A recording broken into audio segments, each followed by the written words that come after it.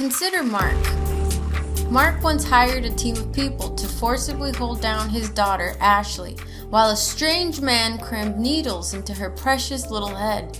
Screaming in excruciating pain and confusion, Ashley wondered why the man she'd grown to love and trust stood by and watched while his daughter was tortured in this way. Imagine the look in her innocent young eyes. Can you envision the pain and the suffering she went through? And all while calling out for Daddy to help. But Daddy simply stood there, doing nothing. Lest you think Mark is some sort of sadistic creature, let's use the wide-angle lens on that situation. Earlier that day while playing, Ashley had fallen and split open her scalp.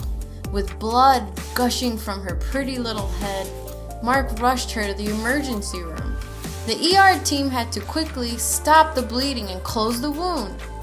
But because most young girls in pain don't sit motionless while needles are being dug into their scalp, the nurses had to physically restrain Ashley while the doctor meticulously sewed up her head. And Mark stood there with full authority and power to stop the painful procedure at any time. But he didn't! On the contrary, he wanted it to happen. Yet he also hurt through the process. Unknown to Ashley at the time, allowing this inconvenient evil was necessary to bring about something better. It wasn't until years later that Mark's actions made sense to his daughter. At the time, it simply didn't add up for her. Ashley had zero ability to understand that the strategy for her ultimate healing included some temporary pain and discomfort.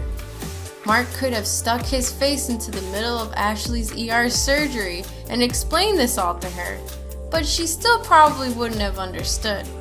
All she really knew was, 1, I'm suffering, and 2, Dad is doing nothing about it. Isn't that how we feel sometimes?